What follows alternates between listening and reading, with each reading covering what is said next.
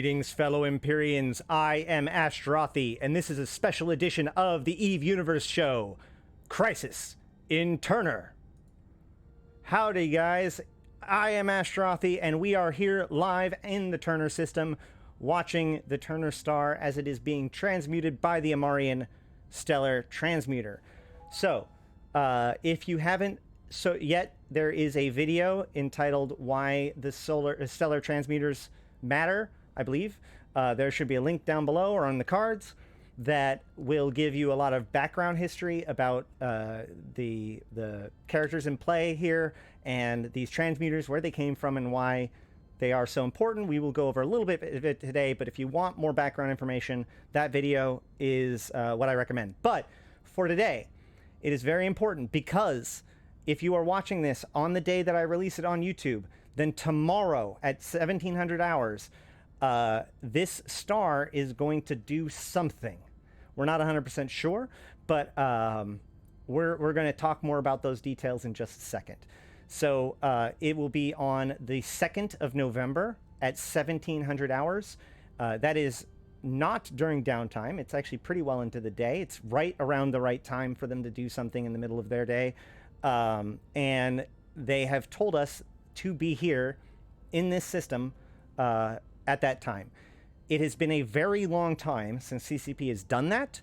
The last time I can remember is with Jamil Sorum's execution, which happened in 2016 with the Drifter Death Ball. I can't think of another time since then that they have actually said that something is going to happen at a certain time in a certain place and everybody should go there. The only time I've ever seen this involving something dangerous was during the release up to Rubicon and the ghost sites, where CCP kind of got a whole bunch of pirates / nullsector guys to stalk out a place in nullsec, or out there in, I think it was in null, and a bunch of people form up in highsec and literally just like brought us all into our deaths, watching just hundreds of highsecers get butchered by nullsectors because like they were all told like where we were going to go, right? Like it was a whole thing. So and that was 7 or 8 years ago. So it's been a long time. Even with this system, right? Like afternoon, they didn't give us a time to be, so it's just kind of been interesting overall. Now there's been 3 constellations on the Amar side, 1 constellation on the Caldari Galente side.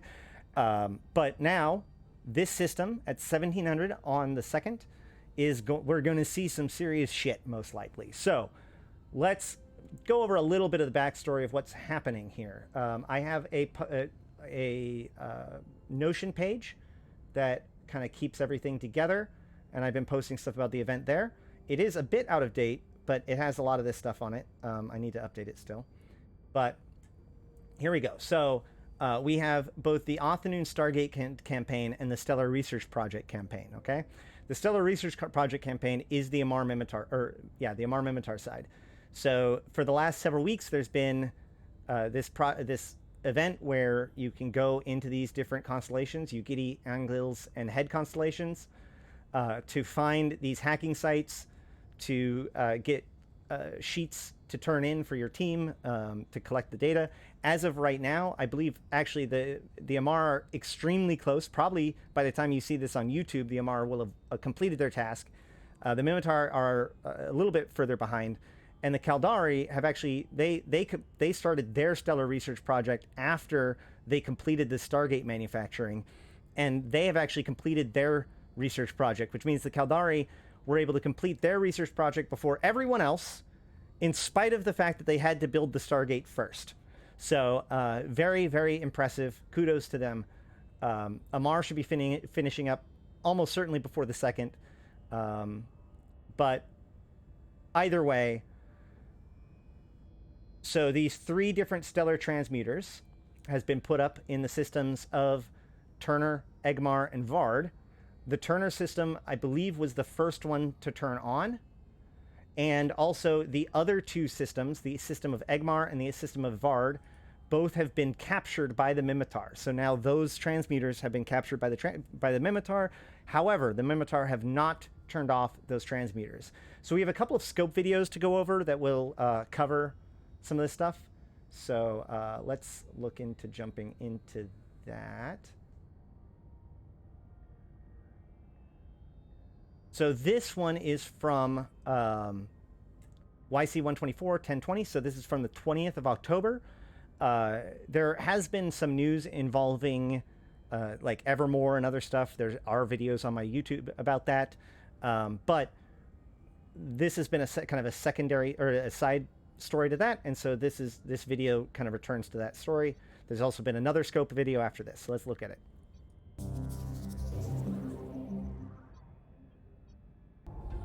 Deep concerns have arisen across New Eden following the Amarr Empire's activation of prototype stellar transmuters in the Amarr-occupied Minmatar systems of Turnur, Vard, and Egmar.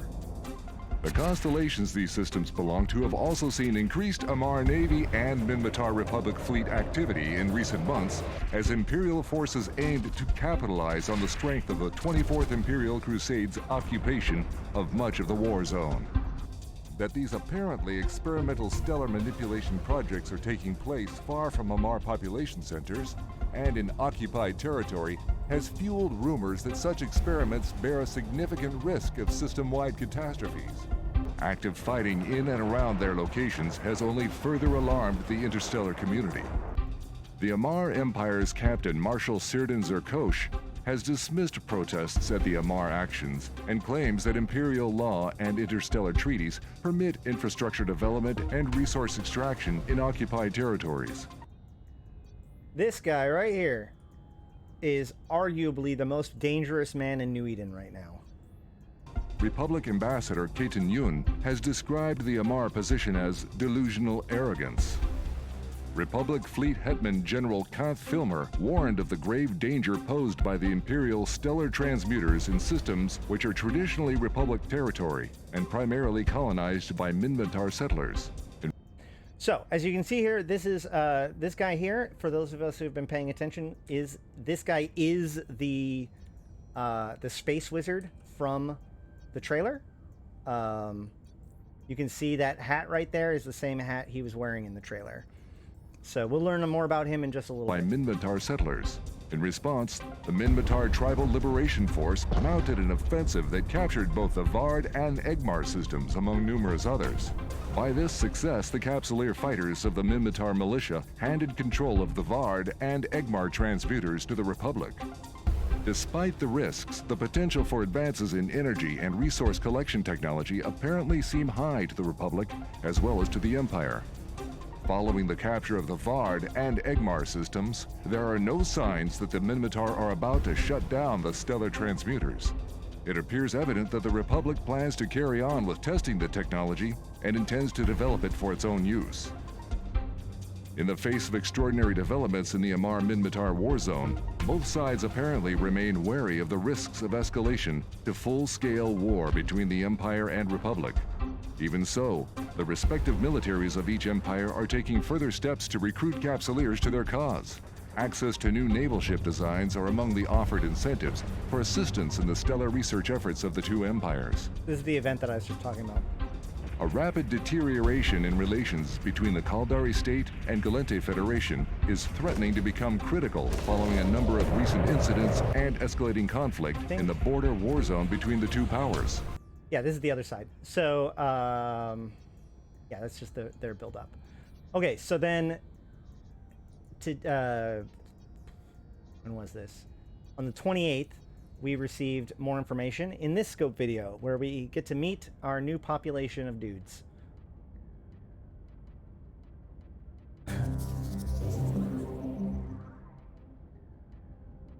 The Turnur system's star appears to have been destabilized beyond recovery by the activity of the prototype stellar transmuter placed in orbit by the Amarr Empire.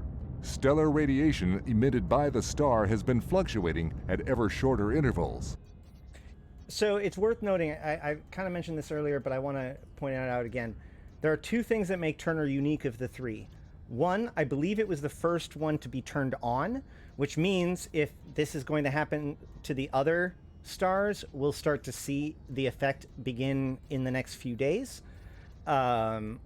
But more importantly, or maybe more importantly, this of the three was the one that has not been captured by the Minmatar yet. This is the one of the three that is still in the hands of the Amarr. Also, just to add some tinfoil onto that, it has been noted that the pulses of the star seem to be getting faster. It was 12 seconds before, now it's about 9 to 10 seconds per pulse. And supposedly, that pulse corresponds to the pulsing in Arshat, which is where the captured prototype stellar transmuter is, which is where the Triglavian tech that they built this off of. 1 second, real quick. In fact, where is he? Eagle Firefly. Eagle Firefly on YouTube has been kind of showing this off and getting some coverage. I've given him a couple of corrections, but like obviously, like as you're doing this investigation, especially if you didn't know beforehand, you got to rule things out and find out what's more useful. But this idea of it being pulsing at the same rate is very interesting. So go check out Eagle Firefly's YouTube and say hi for me.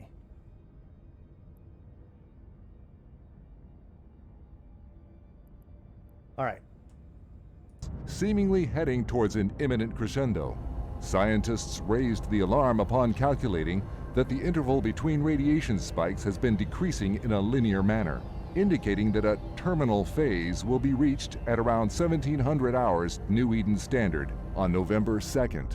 What exactly will happen during this posited terminal phase is debated, but the common consensus is that a major stellar event will take place. One leading theory is that a radiation burst and stellar mass ejection similar to that seen during the Salin incident of YC-111 will take place. While the output and scale of extreme stellar events can vary widely, any effects from such a catastrophe are expected to be significant across the system. On the I'm going to pull up real quick. Give me a second. Actually, I'll play this. I'm going to play this and I'll look for it while I'm doing it. But what I'll do is I'll pull up the section in Templar 1 where they describe what happens in the Salin incident, because that'll give us a really good idea of what they're talking about. Orders of Captain Marshal Sirdan Zerkosh, the Amarr Empire crew manning the stellar transmuter in Turnur has been drawn down, and engineers are reported to be working on shutdown procedures. Orbiting closest to the star, the planet Turnur 1 and the Republic station around it are believed to be at grave risk of catastrophic damage or destruction in the event of a stellar event of similar scale to the Salin incident. Despite offers to raise wages and give substantial hazard pay bonuses, planetary industry workers on Turnur 1 have begun to evacuate from the planet. Thousands upon thousands of workers and their families are leaving, abandoning their equipment and leaving subsurface settlements empty of human life. Amarr occupation forces have also long since left the planet, taking their own support workers and slaves with them. The only group willingly remaining behind are those nomadic descendants of the original Minmatar settlers of Turnur 1. These nomad clans lived in isolation for generations before interstellar trade and planetary industry began to make their presence felt on the rocky desert world. The nomad clans have apparently been convinced current events are caused by intervening spiritual forces due to the teachings of a shamanic figure known as Tanuk Gufran, the Absolver. He preaches that the... So this guy right here, this is our space wizard, guys. So one other thing to note, though, is that this mask right here, we actually have it on Singularity. The description of it says that while it isn't Triglavian in origin, it does look like it's derived from Triglavian technology, that it interfaces with implants and allows for new implants, but what it does is it basically allows you to survive in different hazardous environments. This one just happens to be configured for a desert environment. But here's the question. This group doesn't trust outsiders. What is this nomadic tribe that has refused to leave the planet even during all of this, the Amarr occupation, the Minmatar rebellion, all this stuff, but yet they have Triglavian tech? Planet and wider system will be purged of the conflict introduced by industry and war. Wait, what does he say? The Absolver. He preaches that the planet and wider system will be purged of the conflict introduced by industry and war, leading to a transformation of Turnur 1.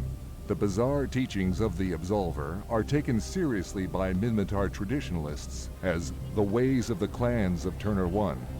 And combined with the Amarr presence, this has stymied efforts to evacuate the sizable yet untallied nomad population.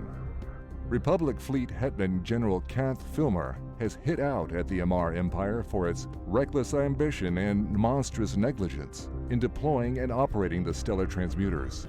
General Filmer also condemned the Amarr for hindering evacuation of the population from the system. Amarr Imperial forces have refused cooperation offers and flatly rejected efforts to broker a truce. The Empire's stance has made it impossible for the Republic fleet to mount a major evacuation operation. Nevertheless, flights of transport ships have infiltrated Turnur and are struggling to move people from the Republic Parliament station above Turnur 1 onto other stations further out in the system. The desperate hope of Minmatar rescuers is that a major stellar event will not doom the entire system in far-flung stations, and planets will provide at least some shelter from any cataclysm. Further complicating efforts to cleanly evacuate threatened populations in Turnur is the presence of the Blood Raider Covenant and the Order of St. Tetramon.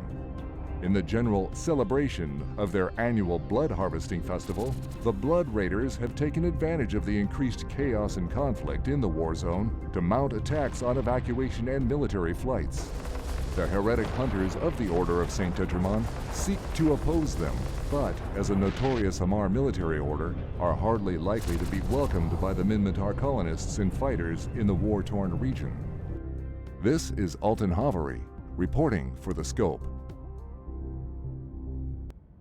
So also it's worth noting that it says, where was it? Order of St. Tetramon reportedly lands force on Turnur 1 to secure interests of Holy Amarr. Very interesting indeed. So what's the big deal with Turnur 1 specifically? Let's look at, wait, is there something else I was going to cover? Oh, 7, thank you for that. What was I going to say besides that? Now, the Blood Raiders do have a lot of history with Isogen 5, which is the substance that comes from these blue stars, and its effects. So the fact that they could be potentially interested in that is not ignorable. Let's see, what was I looking for?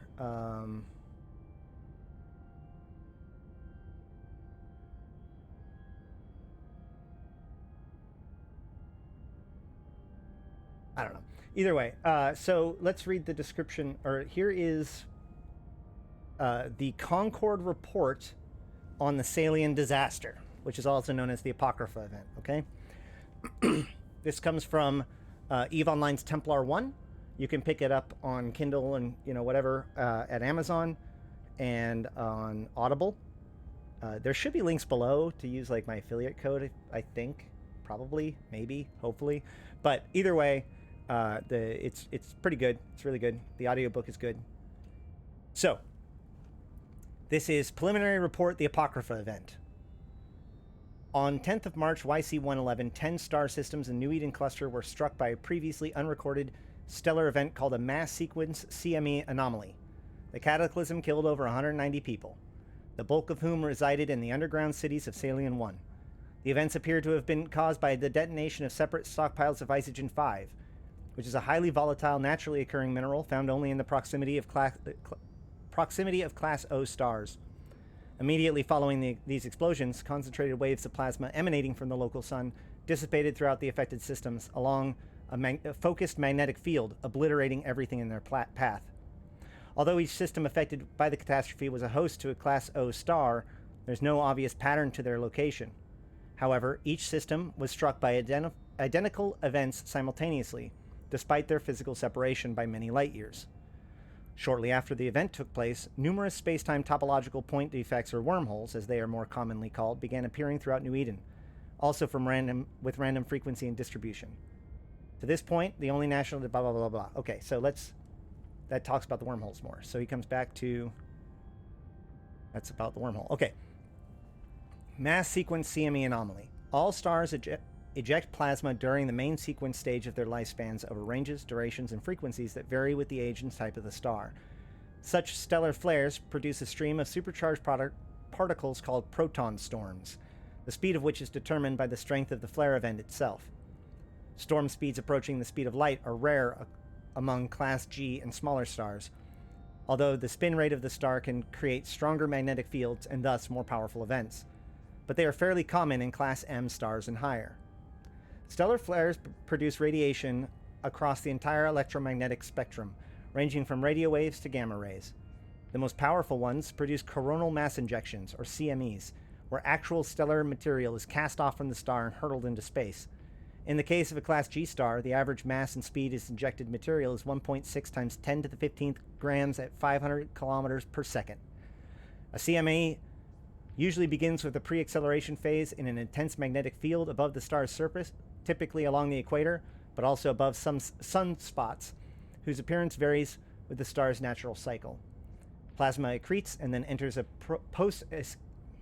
post-acceleration phase as trapped particles are accelerated quickly along closed magnetic field lines. Upon reaching critical volumes and speed, the plasma overwhelms the fields and escapes into space. For a Class G star, the typical force released by this event is the equivalent of 1 billion megatons nuclear bombs. So that's talking about just normal. So far, we're just talking about normal solar flares, right? All right. The Sylian system is host to a potent but otherwise unremarkable Class O star, whose solar weather activity was monitored by a network of Federation satellites collectively known as Cassandra. At approximately 1100 hours local on 10th of March YC-110, the last telemetry received from the network received several anomalies. First, a drastic and unexpected shift in magnetic activity in the solar atmosphere had occurred. 2. That this field shift was oriented in the same plane and direction as the planet Sylian 1. 3. That an abnormally large solar prominence or pre-acceleration CME event filled the field almost instantly. And 4. That a separate, powerful gamma-ray burst was detected away from the star but inside the orbit of Sylian 1 and along the same plane as both the planet and the solar prominence. Less than 10 minutes after Cassandra went offline, the side of Sylian 1 facing the sun was struck by the largest proton storm ever recorded. A megadose of gamma and X-rays destroyed installations as deep as 30 meters below the surface, flash ionizing the air supply and igniting every surface within. Although the night side of the planet was somewhat shielded and thus spared from the full brunt of the blast, the storm was still powerful enough to destroy the electrical grids supplying the underground cities of Lodecor and Southern Cross. If Sylian 1 had an atmosphere to begin with, it would have been vaporized entirely or blasted away into space. Several hours later, the ejected coronal mass, traveling at speeds approaching 1/4 the speed of light and estimated to be orders of magnitude more massive than the average Class G event, slammed into the planet with enough force to break it apart, completely reshaping the world into molten rock and metal. The colonists who survived the initial radiation blast perished in the cataclysm that followed. Survivors who were evacuated from the system before the CME arrived suffered disfiguring burns and the immediate onset of aggressive forms of cancer. Of the millions who were killed, the vast majority were Federation citizens. In all, 10 New Eden star systems, each with a Class O or Class B blue star, were struck with stellar anomalies identical to what occurred in Sylian, all at the same time. Of the systems where solar weather data was recoverable, each one recorded identical anomalies, an unspeakably powerful magnetic shift, and an accelerated CME event with the local sun, along with a simultaneous isolated detonation of concentrated gamma radiation from a location between the system's innermost planet and the sun itself. Of these affected systems, TTAC-IPZ provided the most clues as to the cause. System ZTAC-IPZ was classified as a vital point of interest in the eyes-only investigation of Empress's Jamil Zera effect superweapon, named after the city above which the weapon was first used with devastating effect against the Minmatar Elder Navy Task Force. ITAC-IPZ was under the Thanatos surveillance at the time of the Apocrypha event and reported identical solar anomalies before disappearing. Like Sylian 1, the innermost planet of TTAC-IPZ was destroyed, and a gamma burst was traced back to the vicinity of an ancient Terran station orbiting the planet. The station, whose origins predate the closure of the Eve Gate by 14,000 years, was a location where the extremely rare and volatile mineral known as Isogen 5 was stockpiled. This mineral exists only in the presence of blue star systems, and loses its volatile properties when removed from its original locale. Isogen 5 possesses unique gravitonic properties, whose behavior is not understood. Its scarcity and hostile native environment makes it difficult to study. It is not known why the Terrans were stockpiling the material. Before its destruction, Thanatos discovered that drones manufactured autonomously within the station possessed the technology to move the material from its source to the station. Conventional ships cannot even approach it. Later, it was discovered that the same technology that protects these drones was used in the zero-effect weapon housing, which requires the mineral as a primer to fire. But most importantly, Thanatos observed that the low-orbit area where the weapon was fired remained symptomatic of dark matter collisions, observable just outside of the event horizon of black holes. Cross-brained gravitonic distortions in normal time-space still resonate at both the site of the former site of the Terran station obliterated during the Apocrypha event. Simultaneous Thanatos units confirm that all 10 Apocrypha locations contain the same post-event trace residue of Isogen 5 detonation, all of which were presumably large enough to cause immense gamma bursts recorded at each site. Given these observable events, we summarize the following. 1. The Isogen 5 stockpiles were entangled, either the detonators or the material itself. No other explanation can account for simultaneous events across multiple star systems. 2. The purpose of the stockpiles was to draw an energy yield from the sun that Isogen 5 by itself could not reach to achieve some kind of critical mass. The Terrans had the means to transport the material anywhere they wished. They had no discernible reason why they would need a structure so large and so close to the star, except for the explicit purpose of amassing concentrations large enough to interact with the star. The energy expenditure was intended to be destructive. The lack of Terran structures anywhere else in the system, in addition to their placement in environmentally hostile locations near Class O stars, suggests that they were built with the intent to eventually destroy them. It is probable that the Terrans were constructing an interstellar transit system, similar to, but much more advanced than our own Stargate transit system.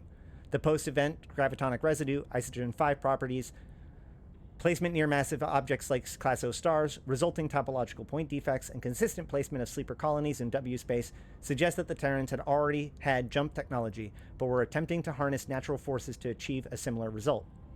The transit system was either incomplete when the event occurred, or was detonated incorrectly, or we do not yet understand how to use it. What appears to be to Empyreans as a random wormhole activity may in fact follow a pattern, but no such analysis has been attempted. The New Eden's leading authority on sleepers was Dr. Marcus Yor, former chief scientist of Amarian holder Fairlight Grange. His whereabouts are currently unknown. He has been designated a Tier 1 surveillance target for Thanatos pending acquisitions of any information that could lead to his discovery. End record. So,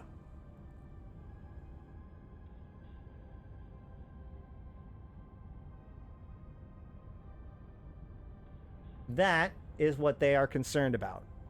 To put it into English, basically what the Sylian disaster did was the detonation seemed to resonate with the star, causing the star to blast out a coronal mass injection, but specifically channeled along that magnetic line, not near the equator where it's normally expected, but where it was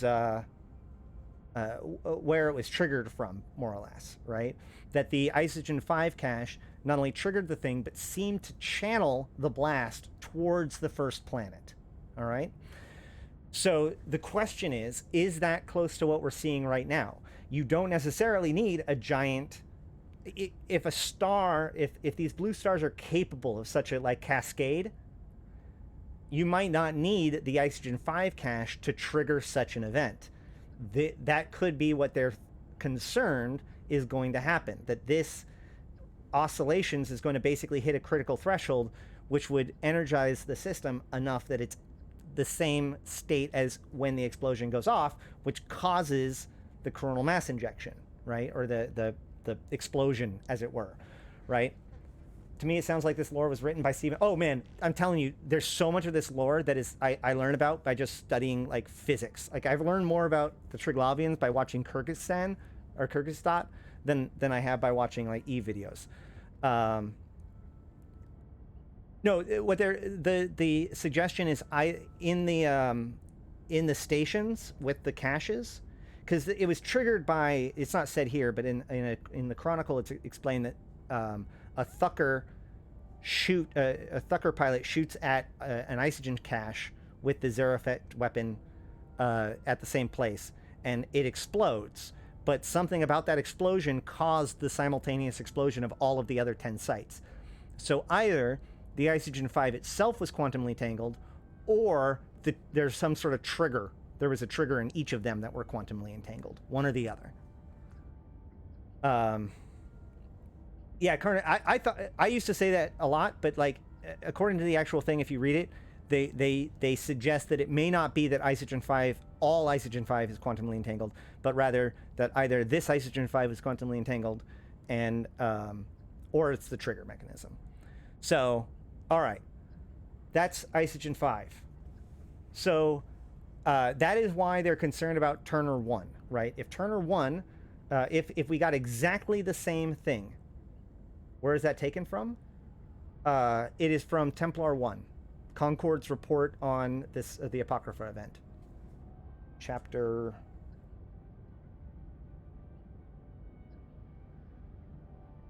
8.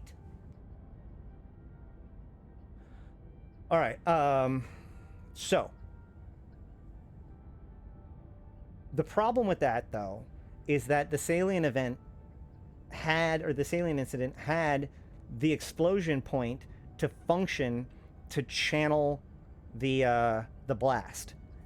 This brings me to tinfoil. We're going to go with 1.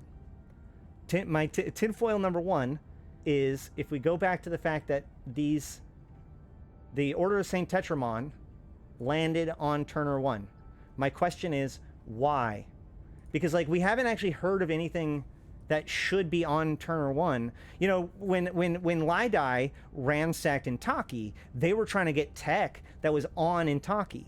Now, unless what Order of St. Tetramon is interested in is the masks that they're using, which is, I guess, potentially possible, but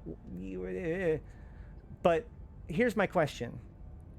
Are they going to secure things as in take things off of Turnur 1? Or are they there to plant the Isogen 5 bomb, right? Like, if these transmuters are actually scooping Isogen 5 from the heart of these stars as part of their function, then they may actually have built an Isogen 5 bomb. It wouldn't actually have to be as big as the original ones, because you don't have, as you know, the star's already basically about to go, but they might think that they need an Isogen 5 explosion in order to channel the conduit. So that, in my opinion, is the biggest risk to Planet 1. Okay? Now, it's worth noting that, as I mentioned earlier, in Thera blew up, and I think it's the first 4 planets in Thera that are shattered. So it's also very possible that this is just going to be a massive explosion, and so Planet 1 is, you know, out either way. But all of this brings me to what I think is most important about this. The thing that we need to keep in mind, which is that CCP has invited us all to come and watch this. That's the relevant point, in my opinion. They could have put out a world news about it, or a New Eden news about it. They could have made an awesome fucking video, but they're not. Whatever's happening is happening in space for us all to witness. So, what do I think that means for what's going to happen?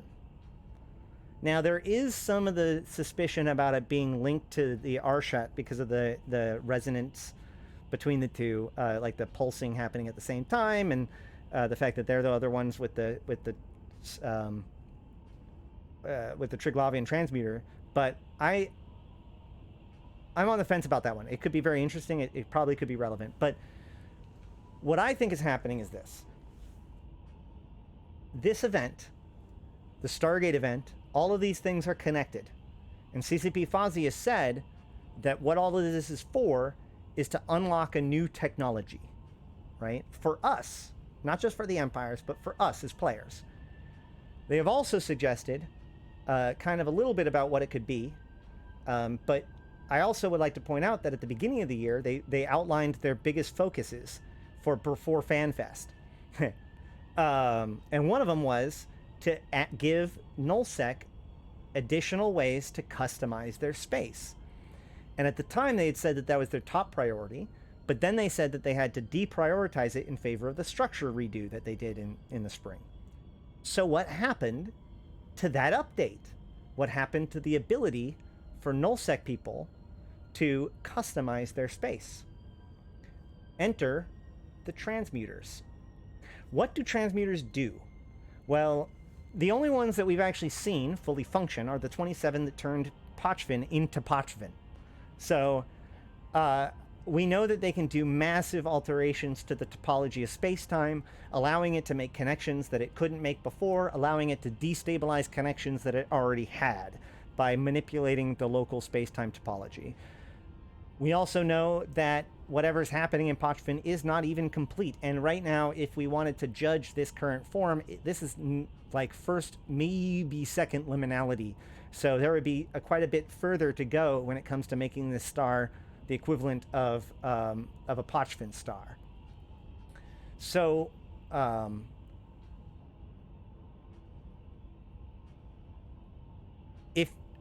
if you put this down, let's say nullsec gets these things as a tool that they can deploy, right?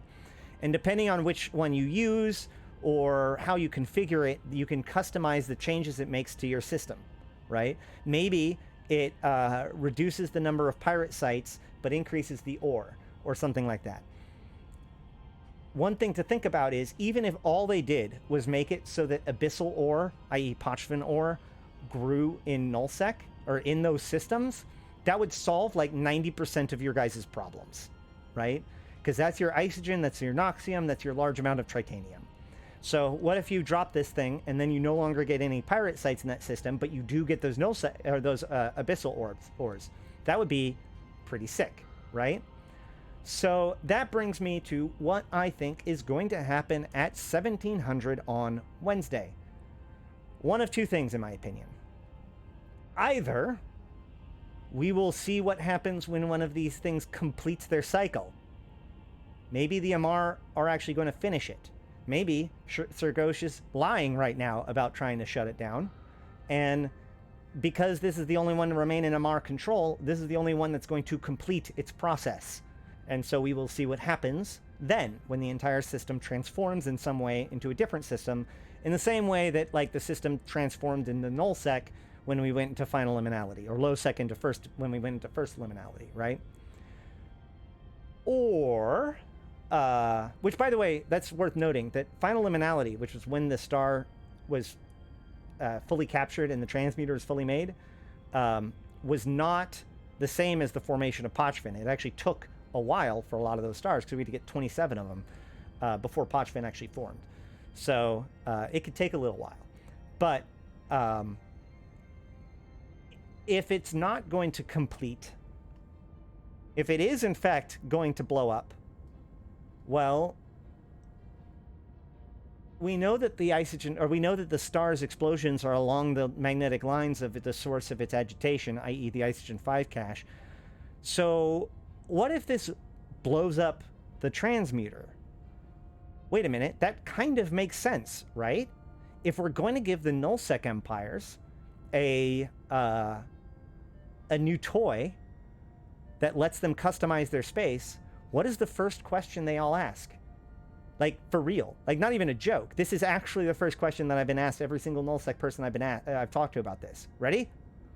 What happens when we blow it up? So, CCP has shown us these devices.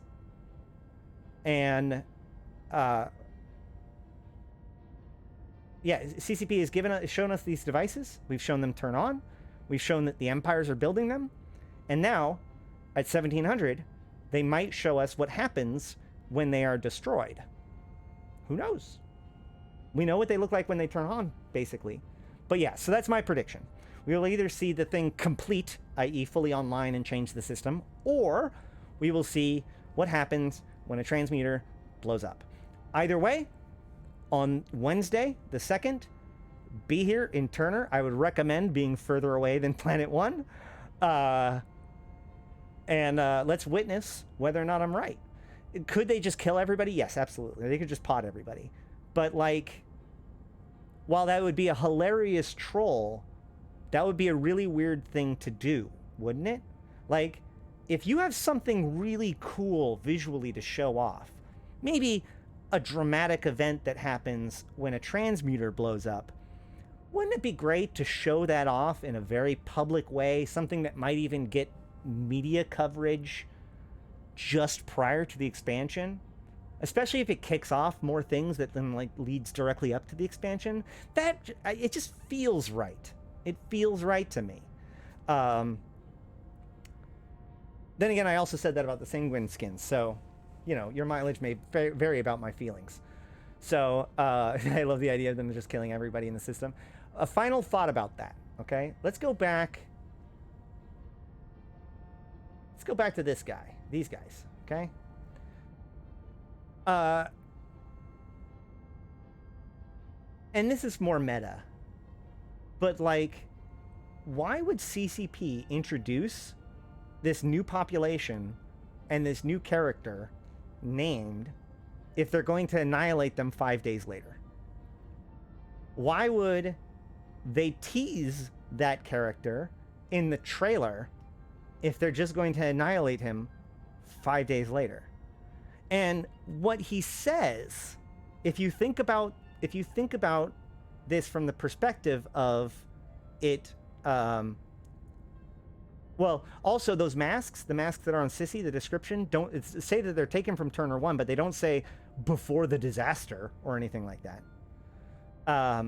But if you listen to what he says and you compare it to the fact that the last transmuters turned the system into Pochvin, let's just hear it again, I think. One. And combined with the Amar presence, teachings of a shamanic figure known as Tanuk Gufran, the Absolver. He preaches that the planet and wider system will be purged of the conflict introduced by industry and war, leading to a transformation of Turnur 1. So, what is the conflict that was brought on by technology and war? Faction warfare.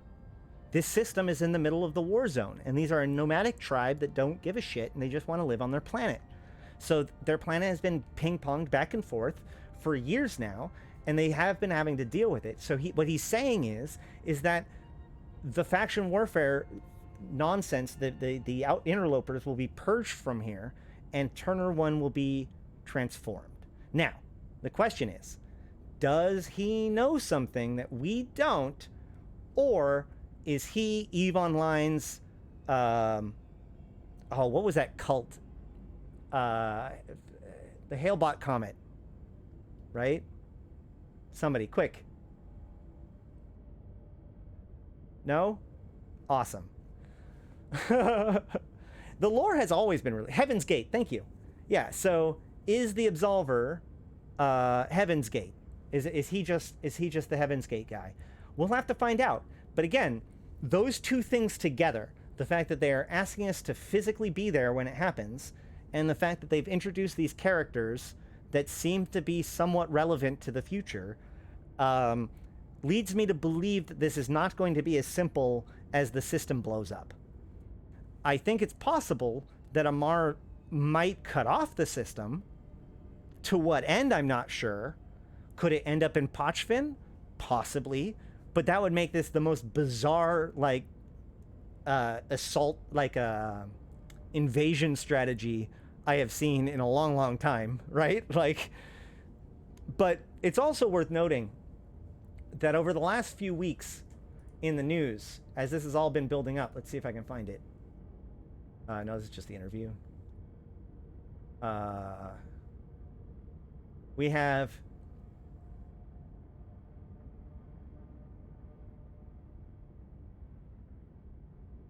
That's also just more stuff. I'm not gonna be able to find it now, am I? This is what I try to do. Trying to do it live. All right. Well, in the last little bit, there has been a lot of stuff about. Maybe it's just here.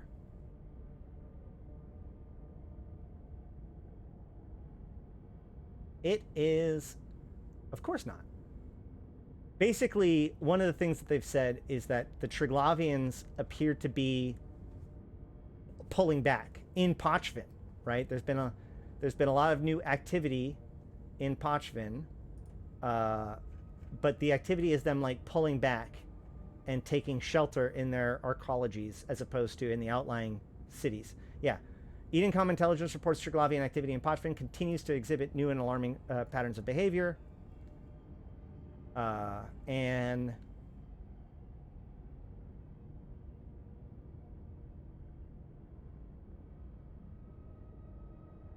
Oh, Evermore. Hold on. That one might be it. I read all of these New Eden news on my YouTube, so you can check it out. There should be a playlist. Yes, here we go. Resistance cells across Pochvin report large movements of Triglavian forces on occupied planets and huge increase in industrial traffic from surface to space. Valkyr General Krillifrit and Skarkon Tribal Resistance Army. 07, thank you for joining us. Confirms Veles forces apparently withdrawing as Svarog concentrate on strongholds and spaceports. Kaldari resistance cells across Kryperun reports further movements of bioadaptive populations to industrial, military, and space infrastructure locations. Edencom monitors note chatter in Rarvos indicates Svarog's collapsing and abandoning old Imperial mineworks and large structures appear as large structures appear on surface. And propaganda broadcasts of so-called Provisional Veil Government of Unity dismissed by Federation Navy as fictional ravings of traitors and the brainwash. So yeah, there's been a lot of activity, changes in activity in the Triglavians too. We don't know if this is because of what's been going on in Othanoon or what's been going on in Turnur, but they seem to know that something's up, is all I'm going to say. I think that might actually be all that we need to go over when it comes to this today.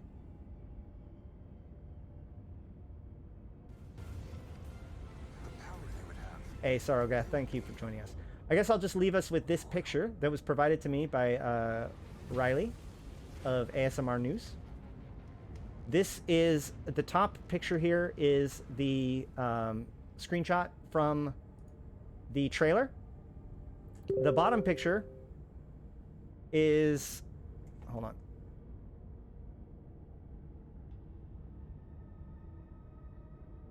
on. The bottom picture is taken in game. You can go to the Samanuni system and check this place out right here. I think it's the muster point. I could be wrong.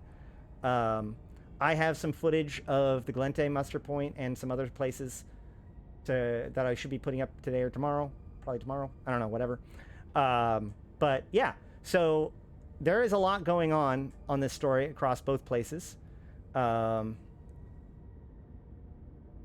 Oh yeah, there has been some talk about the gates visibly visibly pulsing and stuff.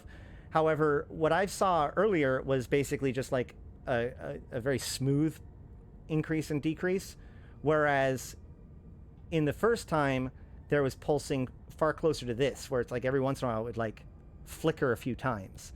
I found some footage on YouTube about it, so it was clearly not doing that before, but it might be now. It's going to be worth paying attention because there might be a gate destabilization event because of all of this as well, for sure. Let's see. Actually, now that we can just go check it out.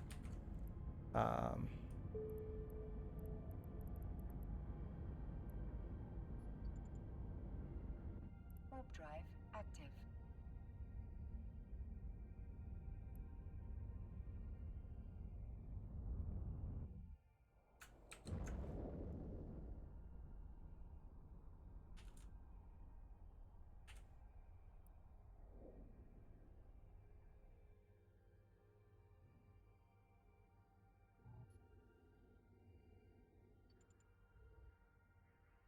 I don't know if you guys saw that, but I made a landing pounce. I did a warp and I waited until the distance said just a few thousand meters, and saved my bookmark at my saved location at that exact time. So now I have a bookmark that allows me to warp towards and away from the gate.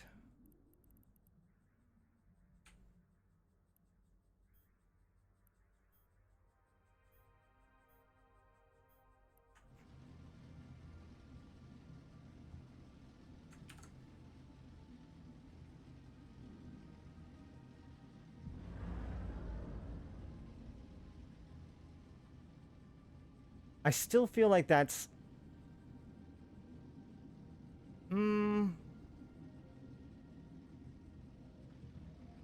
maybe a little bit.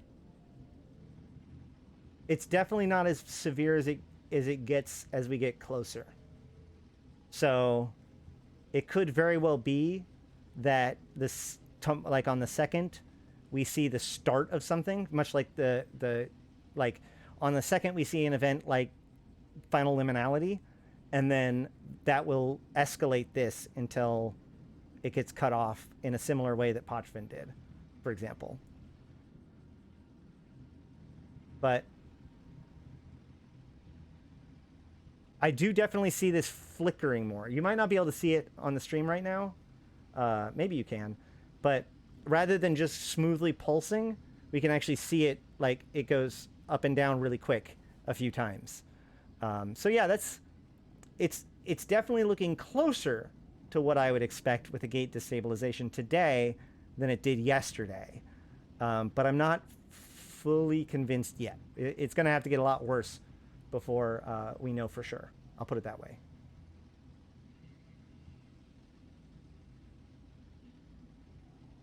Try kicking the gate. Well, hold, 1 second.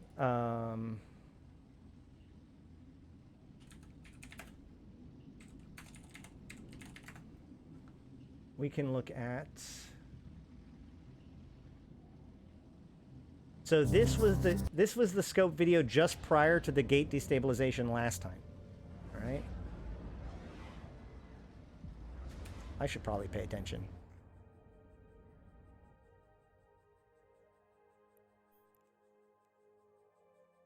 Oh, cool.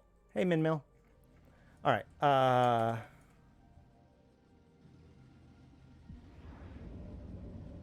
Don't kill me, please. Am I cloaked? Yes. All right.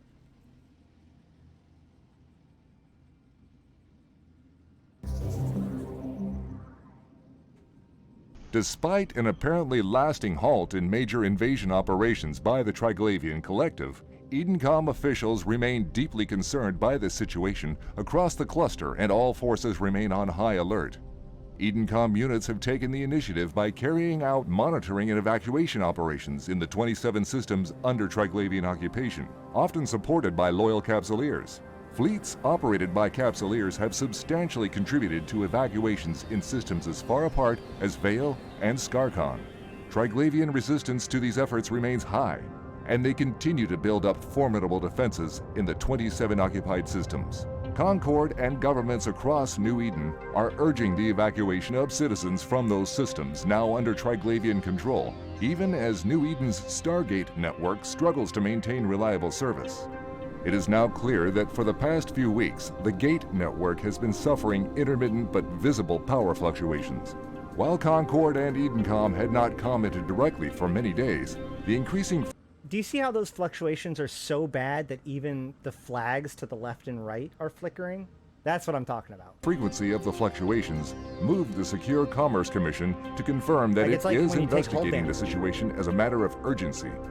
The precise cause and mechanism of the fluctuations has not yet been determined. Also, the stars start looking a lot worse by the time this happens. However, scientists in public institutions across New Eden agree that the tremendous changes to stars in Triglavian-held systems are very likely the root cause of these gate anomalies. If we assume the frequency continues to rise at the same rate and extrapolate forwards, it seems inevitable that the fluctuations will begin to severely affect the stability of the gate connections.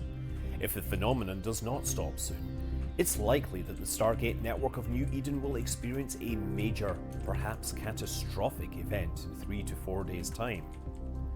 While the functions of Stargates, jump drives and so forth are well understood in theory and practice, it should be remembered that there are many open questions as to the fundamentals of space-time mechanics and dimensional interconnections.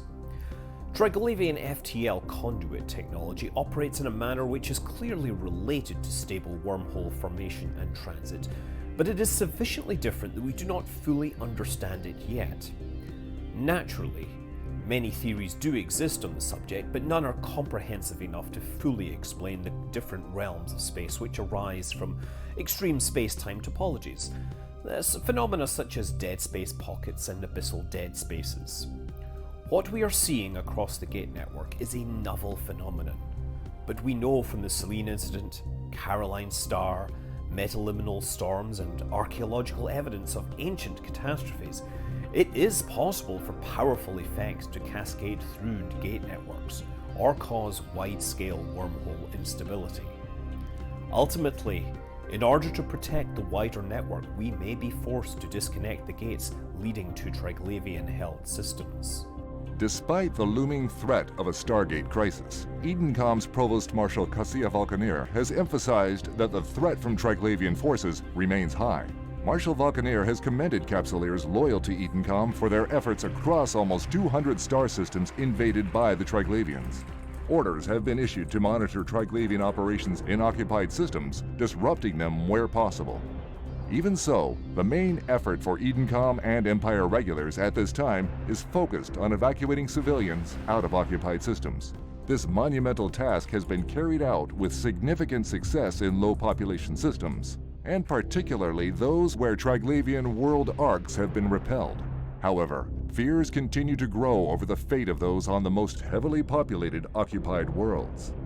This is Alton Hovery, reporting for The Scope. So this was the big warning that everybody got before Pochvan was formed, okay? So if it's going to be that kind of event, then sure. We would like to see the Stargates have much more disturbance than it did before. But yeah, so that's that one. Now, at the same time, a lot of those effects, well, there was not a visual effect. It just changed the system, right? I assume that there's going to be something to see. And it's not just going to be like, tick, okay, now there's a status effect in the system. That seems like it would be kind of lame, unless that status effect was something insane, like decloaking everybody and teleporting everybody to a single location or something like that. That would be hilarious. Hard to justify. But, yeah.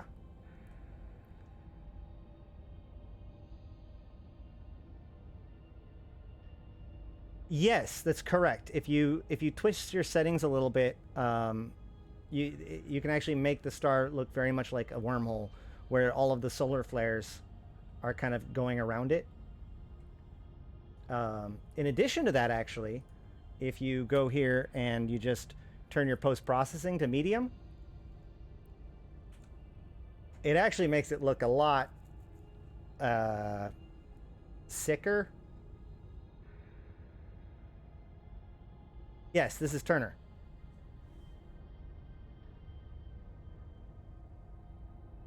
And as I said, as I showed earlier, I wonder if I can do it now. Hold on.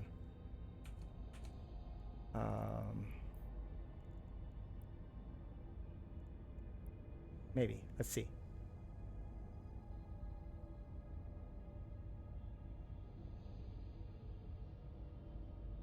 Not really. So if you're far, well, I was far away. I was like at planet 3 or 4, and I put the star at the very top of my screen, and I recorded it, and there's this like flare that comes down, because it's just it's a visual thing, right? Like rather than just the lighting be just around the star, because you have it like right off the edge, it flares all the way down to the bottom.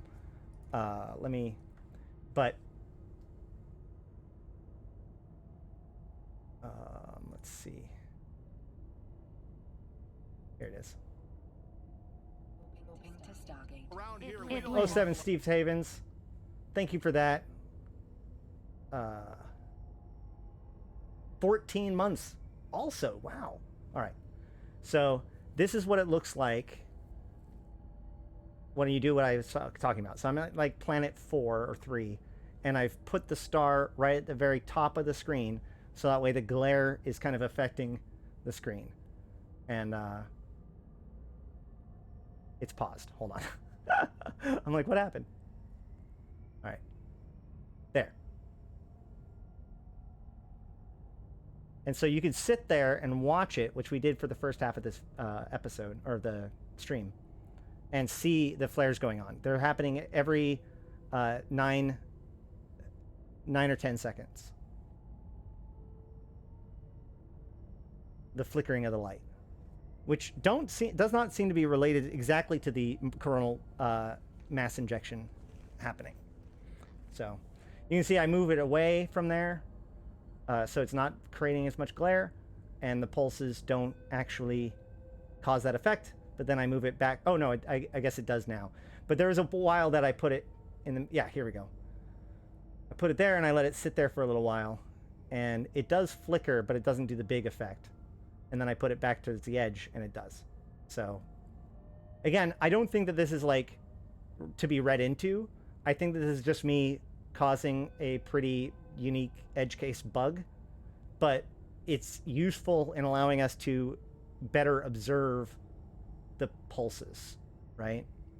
Because when you're just looking at the star like we are up close, it might be like, oh, was that a flicker? Oh, I don't know, you know, whatever. But when it does a giant beam across the screen like this, it becomes a lot easier to keep track. So, all that said, I would like to I would like to invite you, on behalf of CCP, I suppose, to come and enjoy the party in Turnur system at 1700. It is a low-sec system, so you know, beware. It is a faction warfare system, so beware. And it is currently controlled by the Amarr. So if you're a Minmatar militia, you won't be able to dock here. I recommend you find your spot early. You may not want to be closer than Planet 3, but either way, we will find out what happens then.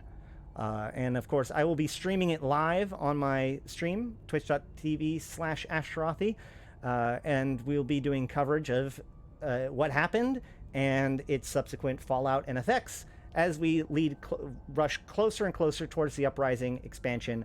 So if you haven't already, make sure to like, comment, and subscribe in the video. Subscribe to the channel. I put out all the lore, mechanics, and other news that you could possibly need about EVE Online, putting EVE into context for my fellow Empyreans.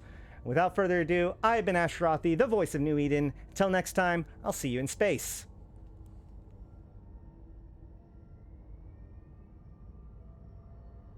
Oh yeah, I thank the patrons down below. Oh, I'm so bad at this. Have a good one, guys.